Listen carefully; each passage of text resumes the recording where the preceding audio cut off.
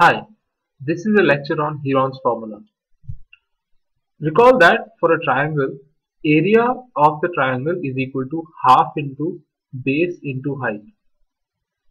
Now, calculation of area is very easy for triangles with special geometries, say a right angle triangle in which the sides themselves are the height and base. And so therefore area is equal to half of base into height, that is BC into AB. Or let's consider, say, an equilateral triangle, and let's name this triangle ABC, like so. And let's say side is equal to A units. And because this is an equilateral triangle, all the sides are equal. We can apply this same formula to calculate the area of an equilateral triangle also, with some additional manipulations and some calculations using Pythagoras theorem. Let's do that right now. First of all, we need to make a construction. We need to drop a perpendicular from A to the base BC, and let's call the intersection point D. Now by the property of an equilateral triangle, CB is bisected by D, and so therefore CD is equal to DB. So therefore CD is equal to A by 2. And so this side is A and this side is A by 2, and we need to calculate AD for us to get the height. We already have the base, we can use BC as the base, and the side is A, so therefore BC is equal to A. We know that this is a perpendicular, and so therefore this is 90 degrees. And so by Pythagoras theorem on triangle ABC, we have AD whole square plus CD whole square is equal to AC whole square. So that is AD whole square plus A by 2 whole square is equal to A whole square. This implies AD whole square is equal to H, that is the height, is equal to A square minus A square. Sorry, this will be H square. AD is height, and so therefore AD square is H square. H square is equal to A square minus A square by 4, which is equal to 3 by 4 A square, that is H square. This implies H is equal to root 3 by 2 A. And so this implies by this formula area is equal to half base into height is equal to half of A into root 3 by 2A, which is equal to root 3 by 4A square. So you see how we can calculate the area of triangles with special geometries using this formula, where the height and the base information is either available or easily calculable using special geometries of the triangles in question. But what if you are faced with a problem which requires us to calculate the area of a scalene triangle like this one, in which ABC are the vertices of the triangle and the sides are given. This is where the Heron's formula comes to our rescue. Heron's formula, and Heron's formula is stated as such: area of a triangle is equal to root over S into S minus A into S minus B into S minus C, where S, that is the S being used here, is the semi-perimeter, and it is equal to half of the perimeter of the triangle, that is A plus B plus C divided by 2. Please keep in mind that by convention the side opposite to a vertex is named the same as the vertex but in small letters. So therefore the side opposite vertex A will be called small letter a, and likewise. And so that's what A, B, and C stand for. Those are basically the sides of the triangle.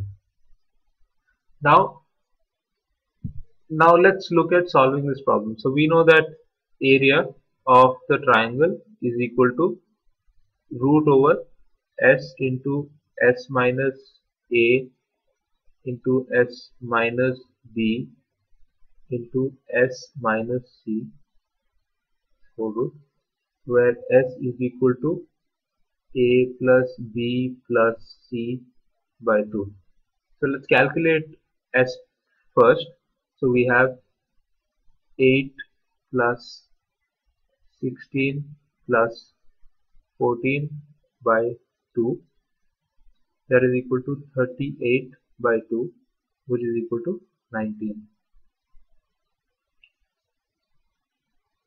And so therefore area of the triangle is equal to, we'll just put in all the values into the given formula. And so we have 19 into 19 minus 8 into 19 minus 16 into 19 minus 14, which is equal to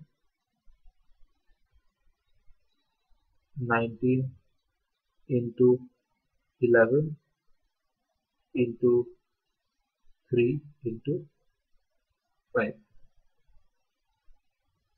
Let's confirm that 19 minus 8 is 11, 19 minus 16 is 3, 19 minus 14 is 5. Turns out that all of them are actually prime numbers and none of them actually come out of the radical sign. We leave it as such, but obviously you can multiply and give out the number inside the radical sign. So you get the idea and the application of the formula. This is how the formula needs to be applied. First you calculate the semi-perimeter of the triangle in question and then simply just plug in the values into the Heron's formula for the area of a triangle. We are leaving out the values in the radical form itself. If you wish to, you can continue further and simply calculate the value. Now, consider an arbitrary quadrilateral, say ABCD. Can we use our understanding of the area of a triangle using Heron's formula to actually calculate the area of this quadrilateral also? If you think about it, we can do it. If we draw this diagonal, that is BD, and now we're looking at an area which is actually the sum of the area of two triangles. And so if we had a way of calculating BD, or if we were given BD, we could basically convert this question into calculating the sum of two triangles where the sides are given. So if A, B, B, C, C, D and D, A were given, and if BD were also given, or if BD were easy to calculate using a special property of two of these sides, we could actually arrive at the area of the quadrilateral itself using Heron's formula. So let's look at an application of the very same idea we discussed earlier. We have a quadrilateral ABCD and we are required to calculate its area. So we are required to calculate the area of ABCD.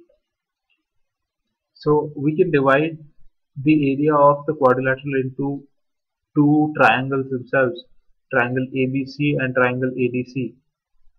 And now to calculate the area of triangle ABC, we can use the fact that AB is perpendicular to BC and simply apply half base into height to calculate the area of ABC, triangle ABC.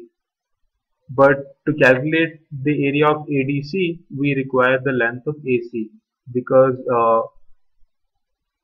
to really calculate the area of ADC, we have to, in a way, use Heron's formula, and so therefore we would require all the three sides.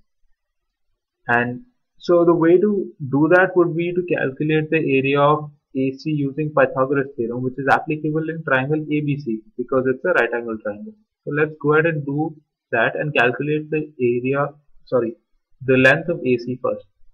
So considering triangle ABC is right angled, we have AB whole square plus BC whole square is equal to AC whole square.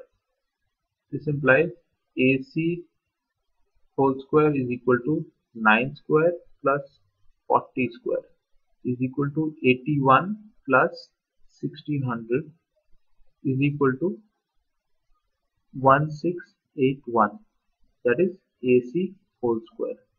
This implies AC is equal to root over 1681, which is equal to 41. So AC is equal to 41 meters. Let's just write it down here. And so we now have the length of AC, and so therefore we can go ahead and calculate the area of these two triangles. So area of triangle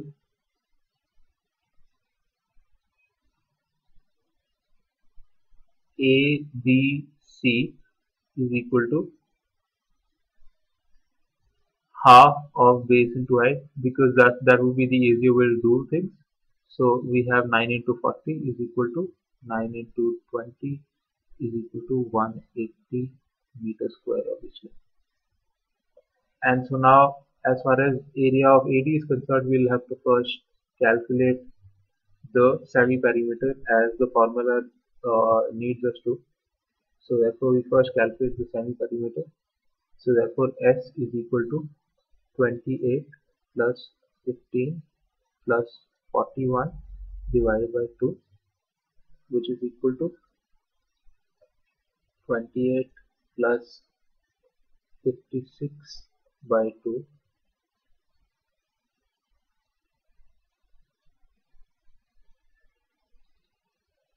which is equal to 84, I hope I got that correct, divided by 2, which is equal to 42. And so therefore simply plugging in the values of A, B and C and S, we have area of ADC is equal to root over 42 into 42 minus 41 into 42 minus 15 into 42 minus 28, which is in turn equal to root over 42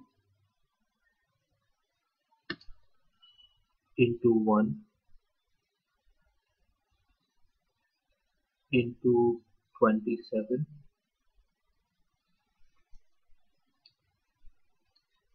into 14,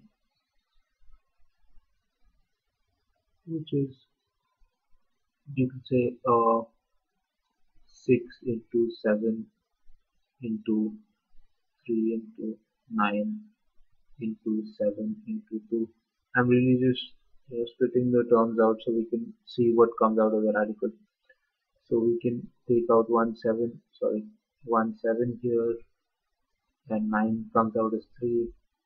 We can take out the 2 here and also the 3 here. So basically the whole thing comes out, and so we have, let's rewrite this multiplying 3 and 2 and writing this as 6 square, 7 square and 3 square. 3 square comes from 9, 7 square and 6. So we have 6 into 7 into 3, which is equal to 21 into 6, which is equal to 6, 126. I hope I got that correct. Well, so this implies area of ABCD is equal to area of triangle ABC plus area of triangle ADC. So therefore that is equal to, obviously this is in meter square, and so therefore the whole area is equal to 126 plus 180 meter square, which is equal to 306, if I'm not wrong. meter square. So that is how you apply Heron's formula to calculate the area of a quadrilateral. So this is pretty much what we had to say about Heron's formula. This is the important equation, important formula that needs to be kept in mind. And apart from that, you just need to put your head into how you'll come about calculating different lengths which are required, which can really be done by looking at the special properties of other sides. That is all we had to say about Heron's formula.